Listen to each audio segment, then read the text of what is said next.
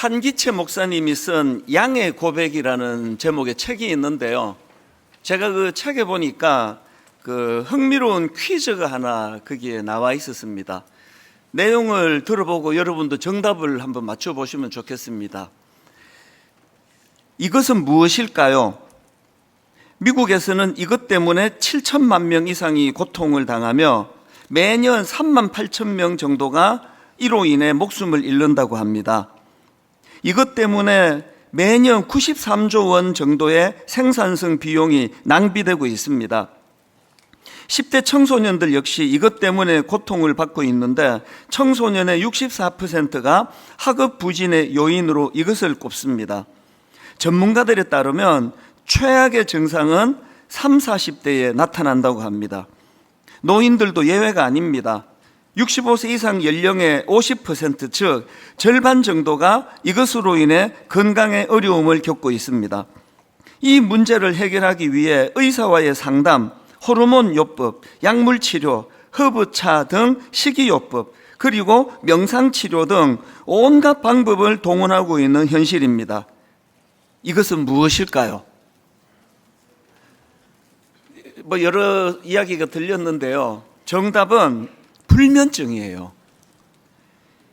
이 불면증이 현실적으로 미국에 7천만 명 이상이 이 불면증으로 고통을 당하고 이 불면증으로 매년 3만 8천 명 정도가 목숨을 잃는다는 이 통계 자료를 보고 새삼 제가 많이 놀랐습니다. 더 놀랄 일은요, 미국에서 지금 하루에 팔려나가는 수면제와 신경안정제의 양이 30만 통 가량이래요. 여러분 아시지만 약이 다 조금하지 않습니까? 그리고 1톤 트럭을 여러분이 고속도로에서 보면은 굉장히 위협감을 느낄 정도로 큰 트럭 아닙니까? 그런데 이 조그만 알약이 1톤 트럭으로 30대 분량이 하루에 팔려나간대요. 이런 통계들이 막연히 그냥 오늘 우리 시대가 참 피곤하고 지치고 힘들고 불면증이 많고 살기가 참 어려워, 이런 것들을 너무나 깜짝 놀라게 그렇게 증명하는 그런 재료가 된다는 것을 이번에 새삼 알게 됐습니다. 이런 맥락에서 저는 오늘 본문 시편 23편 2절 말씀이 참 마음에 많은 위로를 저에게 가져다 주는 것을 경험하는데요. 사실 오늘 모든 현대인들에게 필요한 게 이 2절 말씀이라 생각합니다. 1절에서 이렇게 고백했지 않습니까? 여호와는 나의 목자시니 내게 부족함이 없으리로다. 그리고는 2절로 가서 그가 나를 푸른 풀밭에 누이시며 쉴 만한 물가로 인도하시는도다.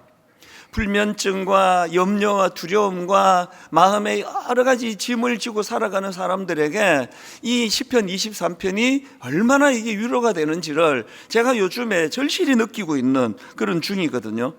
오늘 초대받아 오신 귀한 우리 손님들 참 고맙잖아요.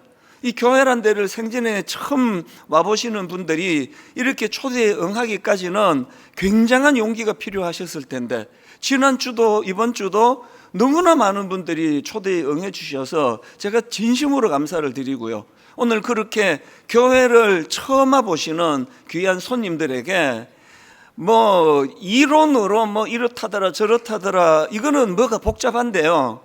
우리가 믿는 믿음은 실제거든요. 이 인격과의 경험이거든요. 뭔지는 잘 모르셔도 괜찮은데 오늘 우리 하나님께서 여러분의 목자가 되어 주셔서 뭔가 불안하고 두렵고 자려고 누웠는데 이게 필름이 끊어져야 잠이 오는 거 아닙니까? 누워있으면 더 생생하게 돌아가기 때문에 잠을 이루지 못하는 이런 현대를 살아가는 오늘 초대받아 오신 분들에게 하나님께서 이 2절 말씀을 선물로 주시기를 바랍니다. 이게 어려운 게 하나도 없거든요. 여호와가 나의 목자가 되시니까 다윗처럼 그렇게 절망적인 일을 많이 겪었던 그가 내게 부족한 게 없다. 내 인생은 왜? 고비고비마다 혼란이 올 때마다 하나님이 나의 목자가 되어 주셨다. 내 인생의 가이드가 되어 주셨다. 그래서 나는 부족한 게 없다. 이렇게 말할 수 있는 인생이 되고 그리고 그 부족함이 없는 것에 제일 먼저 나오는 게 쉼과 평안이라는 것도 의미가 있지 않습니까? 하나님이 내 목자가 되셔서 난 혼란도 없고 내 인생에 부족한 게 없다고.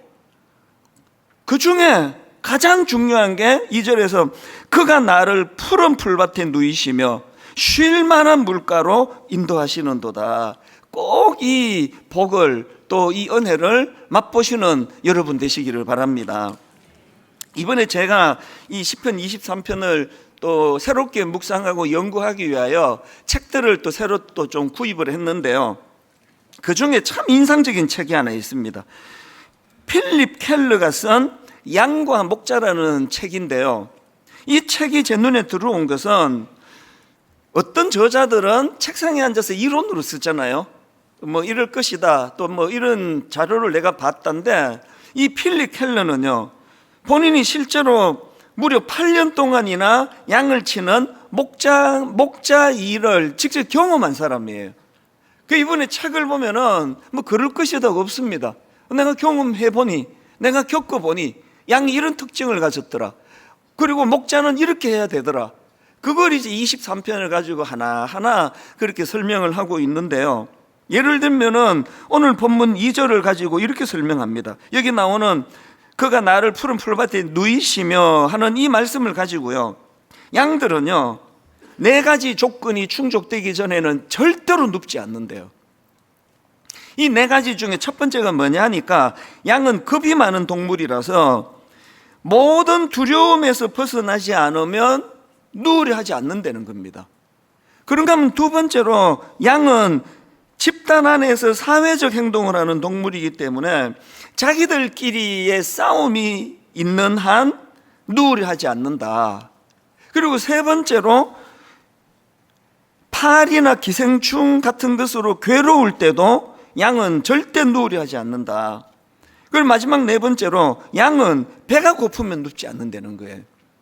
이것들을 요약해 보니까 양은 두려움과 긴장과 괴로움과 배고픔에서 벗어난 그런 만족한 상태가 되지 않고는 쉴 수 없는 존재라는 겁니다. 제가 이런 글들을 읽다가 보니까 이게 우리 인간하고 많이 닮았네. 이 양이 차이가 있다면, 뭔가 안 채워지고 뭔가 근심이 있고 뭔가 두려움이 있으면 양은 아예 누우려고 하지 않지만, 우리 인간은 눕기는 해요. 눕는데 원하는 잠이 안 오는 거죠. 양하고 똑같은 거 아닙니까? 제가 이런 내용의 글을 읽다가 보니까 예전에 나온 피로사회라는 그 책이 떠올랐는데요. 이 독일에서 활동하고 있는 한병철 교수가 쓴 책인데요. 전문가 교수님이 쓴 책이다 보니까 책이 두껍지는 않은데 굉장히 많은 생각거리를 거기다 제공을 하는 거거든요. 이분이 주장하는 게 뭐냐 하면은, 예전의 사회는 규율 사회였대요. 규율 사회의 특징은 뭐죠? 통제예요. 그리고 또 어떤 권력자가, 어떤 힘을 가진 자들이 계속 억압하고 누르고 이런 위험이 있는 게 규율 사회인데, 지금 우리 사회는 규율 사회가 아니라 성과 사회라는 겁니다. 그래서 이제 더 이상 우리는 어떤 외부의 권력이나 외부의 힘을 가진 사람에 의해서 우리는 통제되고 착취되고 이런 시대를 살지 않습니다. 오늘 누가 우리를 함부로 그렇게 착취하겠냐고요. 그래서 이제는 자율적인 성과 사회가 됐다 그래서 굉장히 좋아진 것 같은데, 문제는 이게 빛 좋은 개살군 거예요. 외부에서 억압하고 착취하고 누르는 게 없어진 대신에 더 무서운 게 이 사회 시스템 자체가 이 사람을 그냥 올가매는 거죠. 이 사회 구조 자체가 끊임없이 성과를 내야 된다, 끊임없이 너를 밀어붙여야 된다, 너는 성취해야 된다, 이겨야 된다, 승리해야 된다. 그렇고 그 구조대로 살지 않으면 적응을 할 수 없는 이 사회 구조가 되어버렸다는 거죠. 그래서 끊임없이 이거 유튜브 같은 거를 봐도요, 사람들이 그거 많이 보면 우울해진대잖아요. 나 이렇게 뒤쳐서서 되는 건가? 전부 다 앞서가는 것 같은데. 그래서 제가 그 피로사회라는 그 책에 나오는 문구 중에 피로사회는 자기 착취의 사회다. 이 참 섬뜩한 문구 하나를 제가 발견했는데 너무 맞다는 생각이에요.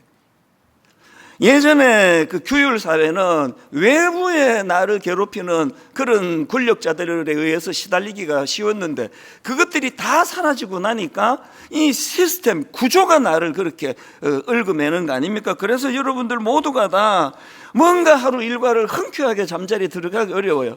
뭔가 더 해야 될 것만 같고 잠을 줄여야만 될 것 같고, 그래서 이 사회가 피로 사회라고 한다는 것. 그 제가 그런 책을 이번에 새삼 또 내용을 보고 정리하면서 야, 너무 잘 분석했다. 뭐 모든 게 다 동의가 되는 건 아니라 하더라도 근본적으로 오늘 우리 시대는 이 구조가, 시스템이, 그래서 우리를 계속 몰고 가는 게 쉴 수 없게 만드는, 그리고 불안하게 만드는, 무한 경쟁의 장으로 만들고 끌고 가는, 그리고 성자 독식의 시대, 이런 말 들어보셨잖아요. 그래서 옛날에 어떤 그 코미디에 그 개그맨이요, 코 빨갛게 이제 술 취했다는 걸 그 분장으로 하고 술병 하나 들고 비틀비틀 그러면 나와 꼭 대사 한마디만 하고 들어갔던 기억이 나더라고요. 1등만 기억하는 더러운 세상.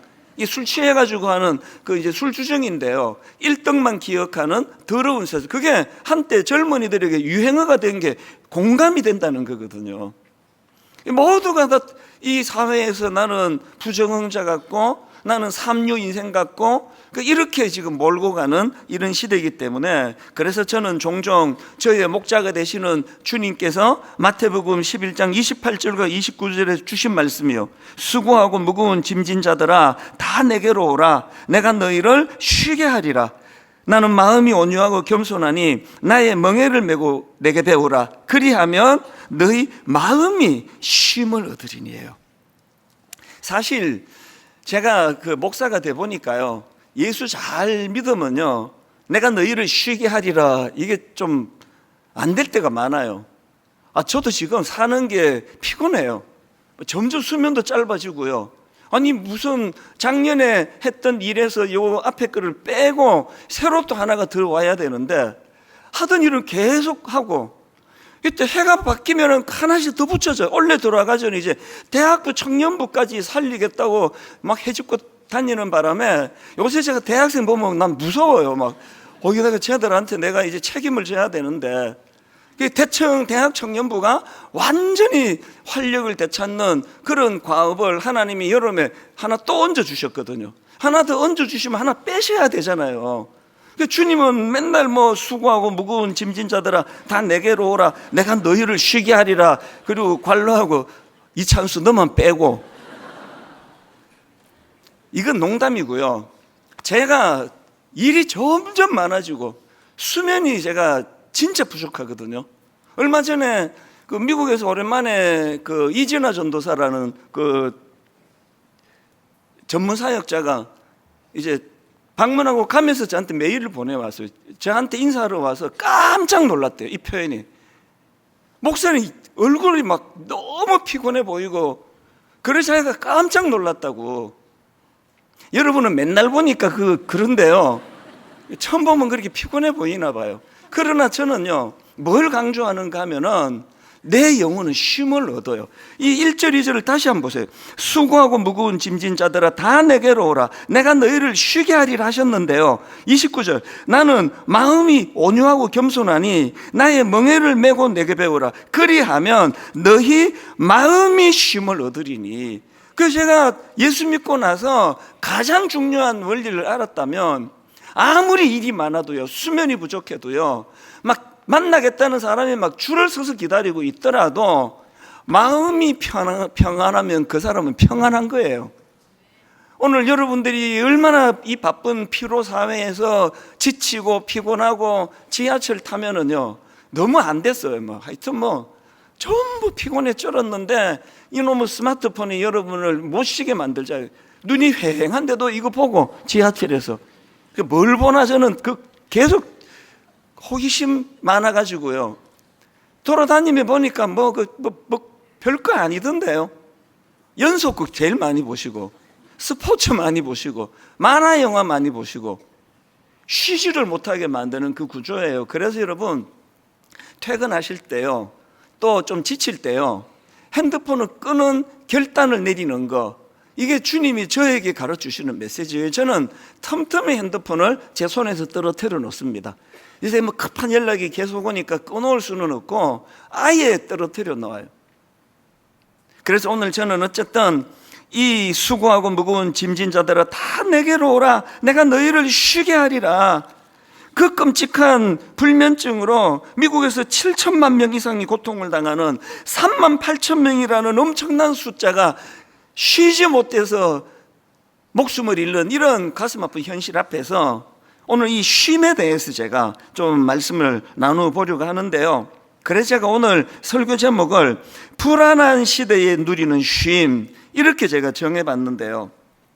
지난 주일날 이제 제가 두 가지 포인트 중에 시간이 없어서 하나만 다루었고 하나는 다루지 않았는데, 이걸 또 이제 애매하게 다루면 오늘 또 지장을 받기 때문에 이거는 주제와 연결이 되는 2주 뒤나 3주 뒤에 제가 이걸 다시 다룰 예정이고요. 그거를 보류하고 이제 오늘은 쉼에 대해서 좀 다루보려고 합니다. 지난주에 우리가 살펴본 것의 연장에서 이제 우리가 하나님이 내 목자가 되어주실 때 어떤 은혜를 우리가 누릴 수 있느냐, 그것이 쉼과도 연결이 되는데요.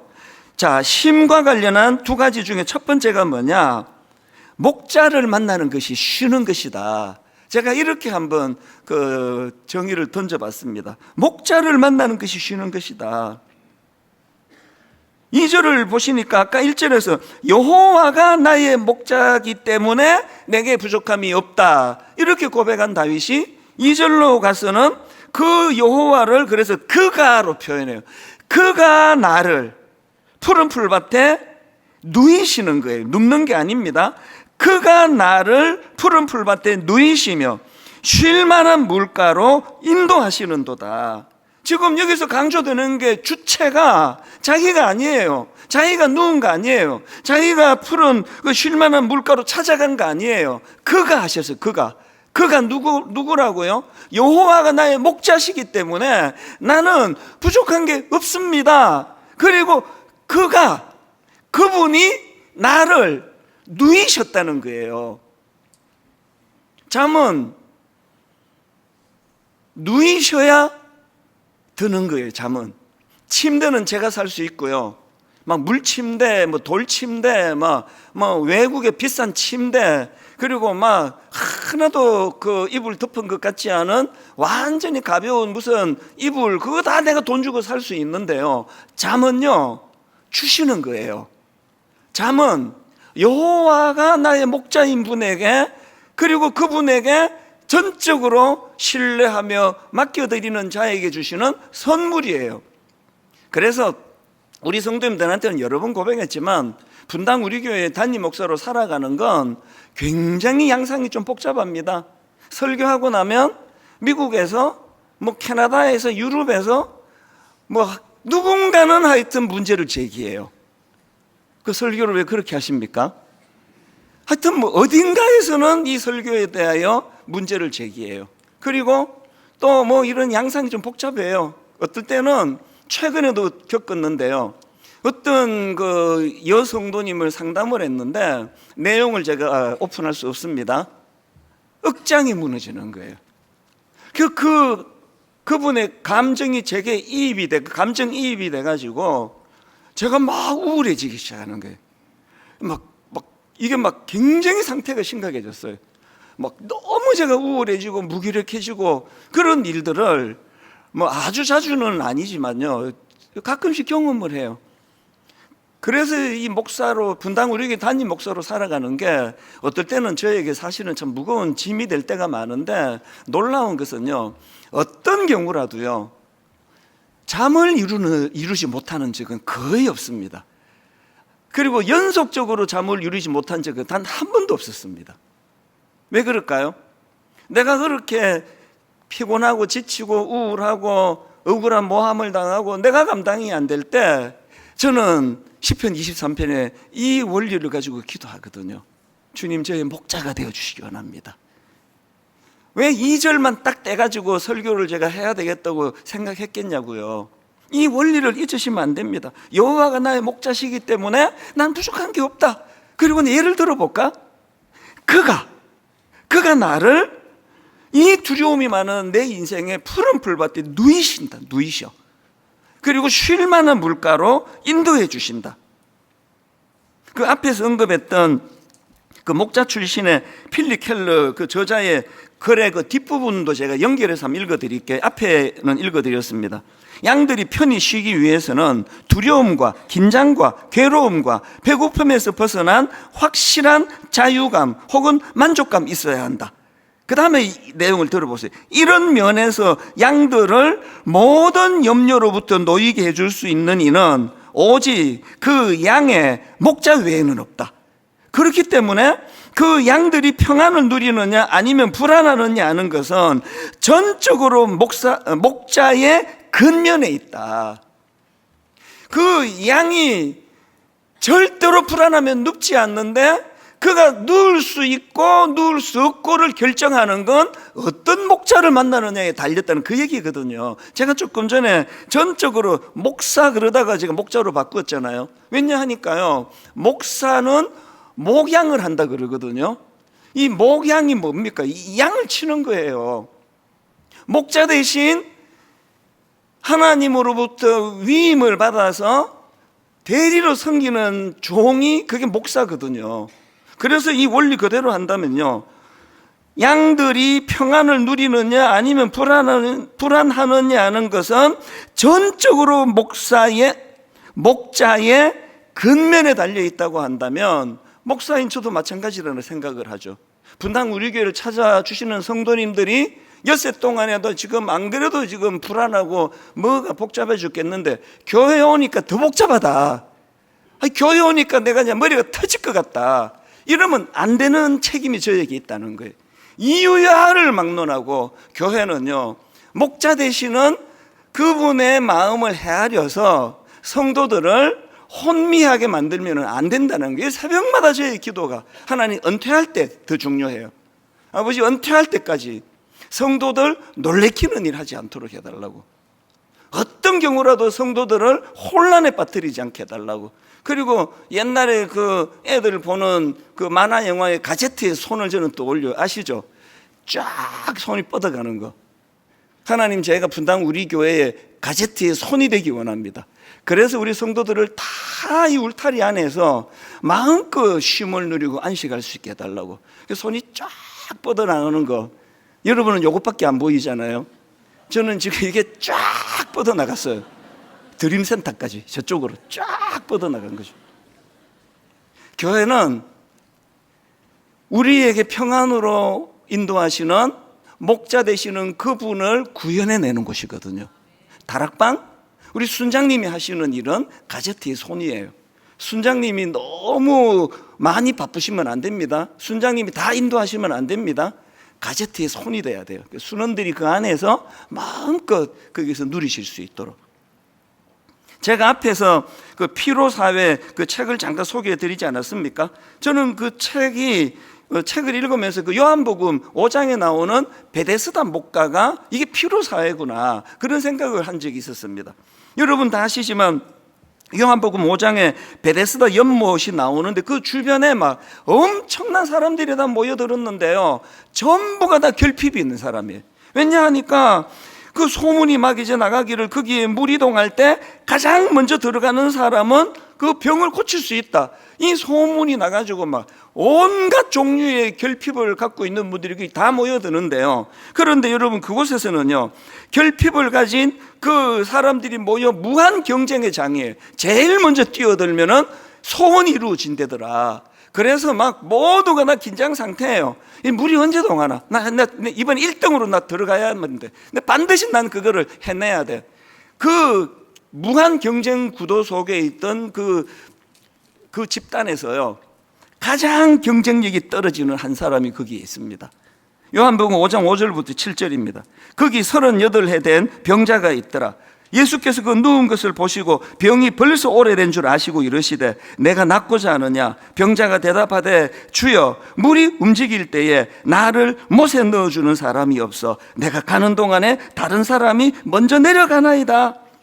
이 본문은요, 승자 독식의 법칙 아래 놓여있던, 그래서 자기의 실력으로는, 자기의 상황으로는 절대로 자기 소원을 이룰 수 없는, 그래서 절망과 절망이 겹겹이 쌓여있는 한 사람에게요, 예수 그리스도가, 목자가 되신 예수 그리스도가 승자 독식의 법칙으로 다가가지 않으시고 자격도 없는데 은혜의 법칙으로 다가간 사건이 이 요한복음 5장 사건이에요.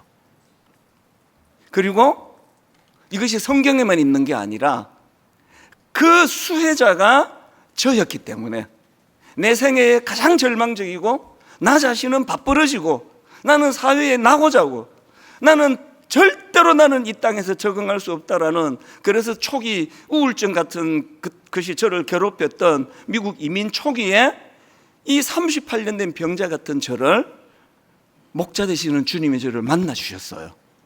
그래서 이 승자 독식의 법칙이 아니라 자격 없는 자에게 주시는 은혜의 법칙으로 저를 대해 주셨기 때문에 자신감이 회복이 되고요, 절대로 나 자신은 밥벌이지가 아니라는 이런 확신을 가지고 사는 인생으로. 그래서 제 인생은, 우리 성도님들은 다 알아요, 제 인생은요, 그래프가 이렇게 굉장히 규칙적으로 상승합니다.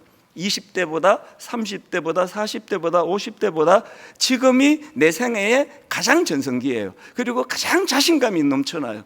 체력이 딸리고 피곤함이 좀 쉽게 온다는 거지, 지금이 내 생애에 가장 전성기고 자신감이 넘쳐요. 어떤 일에도 저는, 그리고 어떤 실수도 좀 감추지 않아요. 왜? 목자가 계셔서 뭐라도 고백을 하고 용서를 구하면 안 되는 게 없더라고요. 그 실수한 거를 감추고 가리고 이러려고 에너지를 쓰다가 그 인생을 다 소진하는 거 너무 불쌍한 거 아닙니까? 제가 이런 걸 경험했기 때문에 요한복음 5장 6절에서요, 가장 경쟁력이 떨어지는 38년 된 그 병자를 향하여 주님이 던지신 이 질문이 제게 너무 소중해요. 요한복음 5장 6절입니다. 예수께서 그 누운 것을 보시고 병이 벌써 오래된 줄 아시고 이르시되 내가 낫고자 하느냐. 이거 오해하기 쉬운 말씀 아닙니까? 나 놀리나 지금? 아니 지금 내가 나으려고 여기 왔지, 이런 질문을 하느냐고. 근데 저는 경험했기 때문에 이 의도를 알아요. 제가 겪어보니까요, 반복해서 이제 뭐 영어가 잘 안 되고 또 학비가 없고 한국에서 2학년 마치고 미국 갔는데, 미국에서 이제 내가 대학을 졸업해야 되는데, 우리 때는 또 학력이 굉장히 중요하던 때 아닙니까?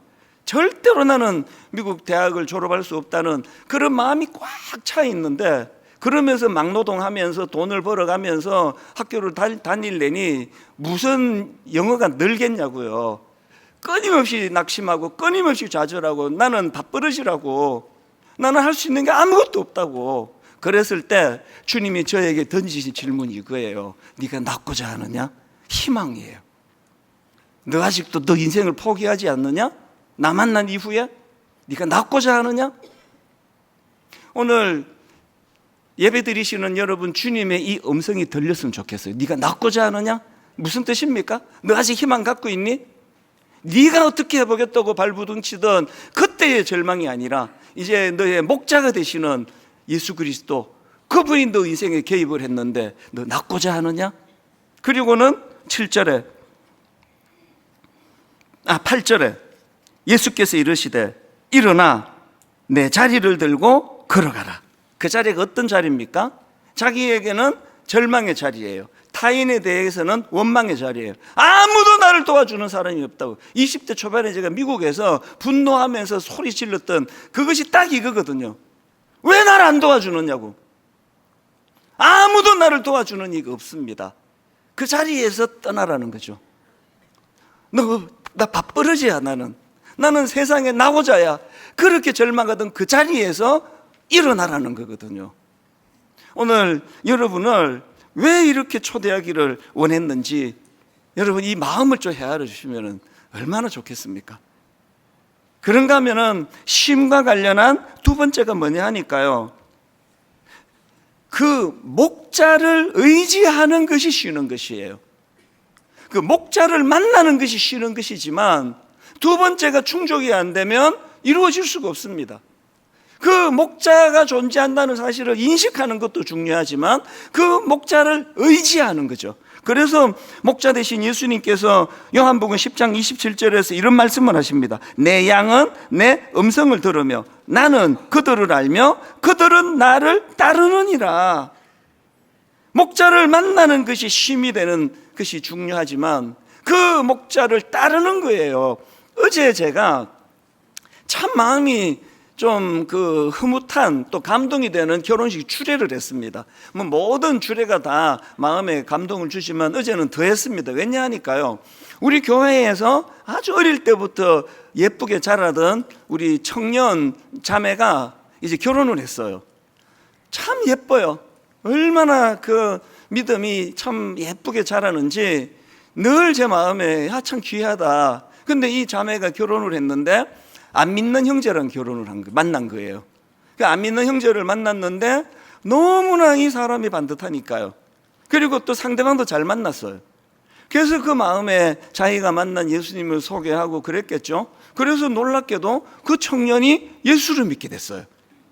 그래서 이제 교회에서 결혼식을 하게 됐는데 제 생각에 본인은 이제 예수를 믿게 됐지만 부모님은 안 믿으시는데 그 교회에서 결혼한단 말이야? 그 마음이 쓰이죠. 그 제가 이제 만나서도 권면하고 내가 도와줄 게 있으면은 나한테 뭐든지 부탁해라 그러고 매일 주소도 알려주고 그랬는데요. 주거니 받거니 하는데 결혼하기 얼마 전에 이제 그 주례에 대한 부탁을 하면서 이 형제가 이런 부탁을 해오는 겁니다.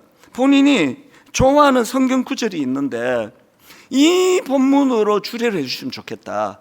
그게 안 되면 이게 좀 주례에 녹아나면 좋겠다 하는 그게 바로 놀랍게도 마태복음 11장 28절이에요. 수고하고 무거운 짐진 자들아 다 내게로 오라. 내가 너희를 쉬게 하리라. 이 형제가 예수 믿은 지 얼마 안 되는 초신자가 자기 인생의 가장 중요한 결혼식 때 이 말씀을 전해달라고 하는 이 말은 아까 요한복음 10장 27절에 내 양은 내 음성을 들으며 나는 그들을 알며 그들은 나를 따르느니라. 이걸 지금 말하는 거 아닙니까? 제가 어제 결혼 주례를 마치고요, 오래전에 제 마음에 엄청난 어떤 도전이 되었던 말씀 하나가 이제 떠올라진 겁니다. 그게 이사야 40장 29절부터 31절인데요. 이 청년의 마음하고를 한번 연결해서 한번 들어보세요. 피곤한 자에게는 능력을 주시며 무능한 자에게는 힘을 다하시나니 소년이라도 피곤하며 곤비하며 장정이라도 넘어지며 쓰러지되 31절 우리 같이 한번 읽어보시겠습니다. 시작. 오직 여호와를 앙망하는 자는 새 힘을 얻으리니 독수리가 날개치며 올라감 같을 것이요 다른 박질하여도 곤비하지 아니하겠고 걸어가도 피곤하지 아니하리로다. 제가 이 구절과 연관되는 엄청난 깨달은 은혜를 받은 적이 있거든요.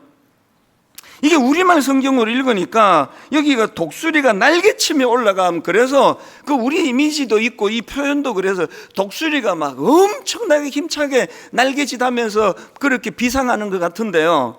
제가 어느 날 이제 미국에 가서 우리 조카를 만났는데 제가 또 목사고 또 걔도 믿음이 좋으니까 가끔씩 이런 이야기를 나누거든요. 삼촌, 제가 이 구절을 이제 자기가 섬기는 미국 교회에 가서 이제 미국 목사님이 이제 설교하는 걸 듣고 제가 너무 은혜를 받았다는 거예요. 그러면서 이제 미국 목사님이니까요, 이걸 이제 영어로 저도 이제 NIV 성경을 찾아보니까 독수리가 날개치며 올라간 같을 것이요, 이거를 soar on wings라고 되어 있더라고요. 그러니까 이게 이제 SOARON, 제가 영어로 이야기하면 못 알아듣기 때문에 soar on이에요. 그러면 이 조카가 하는 말이, 이 영어 표현은 이 글라이드의 활공을 설명할 때도 쓰는 단어라는 겁니다. 무슨 말인가 하니까요, 여러분 우리나라도 행글라이드 이거 요새 가끔씩 이제 TV에서 보이잖아요. 글라이드는요 동력 장치가 없습니다. 왜? 글라이드는 자기 에너지로 가는 게 아니라 이 글라이드는 기류를 공기 기류를 이용해서 날아가는 기구 아닙니까? 그러면서 제 조카가 하는 이야기가 독수리가 하늘을 날아오르는 원리도 마찬가지라는 거예요. 이 태양열이 땅에 비치면 공기가 따뜻해지는데 그러면 그 따뜻한 공기가 위로 상승을 한대요.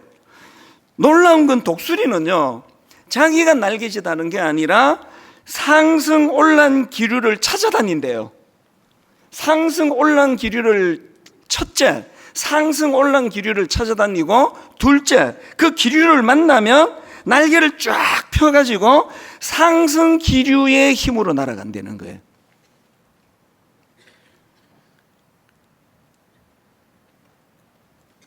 자기 날개로 나는 조류가 있는데 참새예요. 이렇게 날잖아요. 참새 보고 이렇게 난다 그러면 안 됩니다. 이렇게 날아요, 참새는.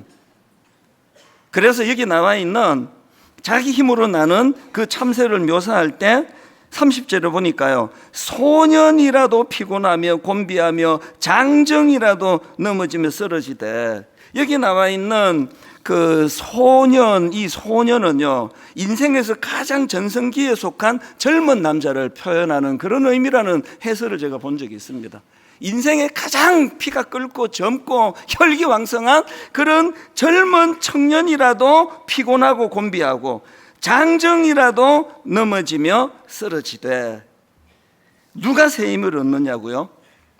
독수리처럼 영적인 상승 기류에 자기 인생을 맡기는 거예요. 그래서 날개를 쫙 펴는 거예요. 그 제가 한때는요, 우리 교회에서 이 설교를 한 이후로 그 찬양 있지 않습니까? 독수리 날개쳐 올라가듯, 이거를 전부 다 가사를 다 바꾸라. 우리 교회에서 이렇게 불렀습니다. 독수리 날개 펴 올라가듯 이렇게 불렀는데요, 좀 부르다 보니까 또 그 만든 분이 그 성경을 갖고 만드는데 별나게 우리가 또 날개 펴 그러냐, 그냥 쳐로 가자. 그래서 이제 지금은 독수리 날개 쳐로 부르는데요, 저는 이걸 부를 때마다 날개 편 독수리로 생각해요. 날개 친 거 아니에요.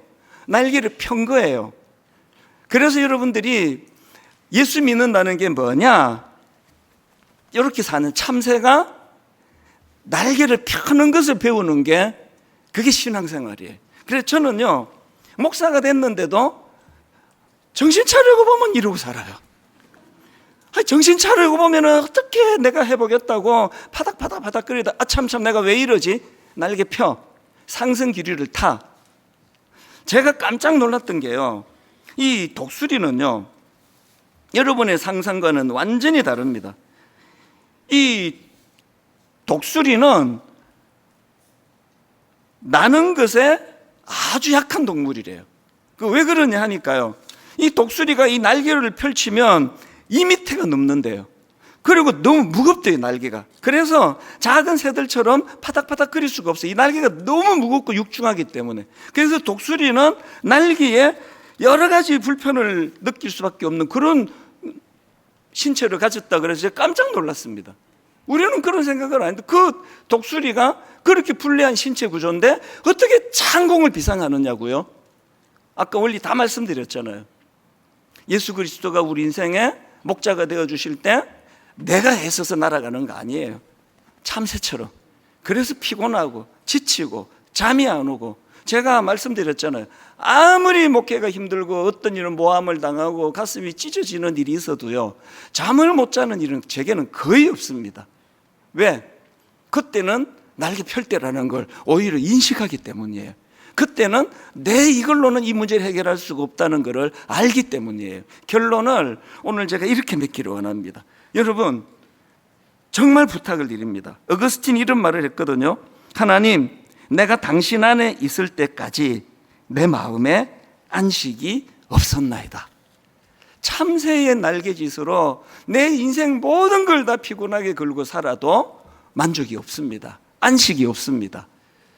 날개 펴 은혜의 상승 기류에 우리의 몸을 맡길 때, 우리의 영혼을 맡길 때 은혜의 상승 기류로 그 힘으로 창공을 날게 되는 믿음의 성도님들 되시기를 주님 이름으로 축원합니다.